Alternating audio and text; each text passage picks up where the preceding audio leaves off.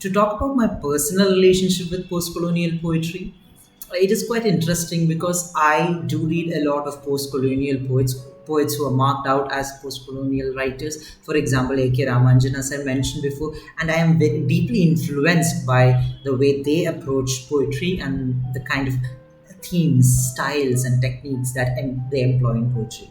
So I'm influenced by those things. At the same time, I also quite as any literature student, I also do read a lot of the Western canon. I read a lot of the writers who are traditionally from the Western colonizing countries, and I'm also fascinated by the kind of work that they do, the styles, themes, and techniques that they employ. And I try to think of the ways in which we can employ it to make sense of the world that we occupy, the techniques and themes and styles that the Western writer presents to us.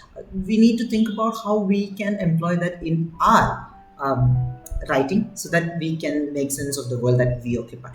That we might need to tweak it, we might need to change it a little bit, but it can still be useful. So, as a post-colonial subject, this is kind of the relationship that I have with post-colonial poetry per se.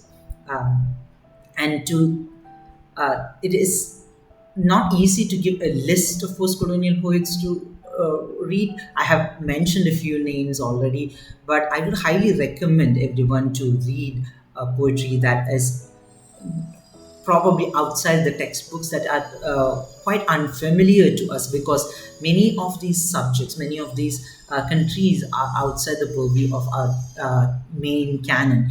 And when you read extensively, you will discover some poets and some writers who resonate with you deeply, and some people whom you might not have been aware of the existence at all.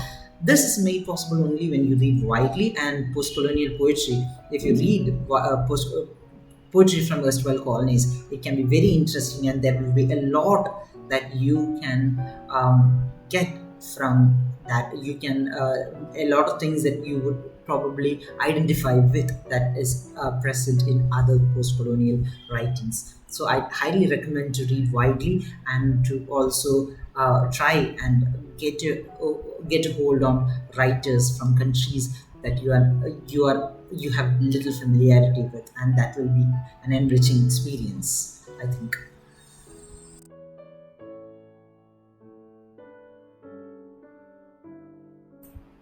Garden. I live here. When you come to visit, you bring the garden with you, and the snake is an albino, orange, slithering over your untouched skin. We sit sipping cider and talking about sex toys. What we are denied, we crave. I see the brown eye slits speaking from between the wefts of your peach soft woolen sweats. The body of a happy hippo on the table between us, and its head in my mouth. Nesting. We are out of touch. The last time you called, you were on the floor of Chennai Central waiting for the night train home.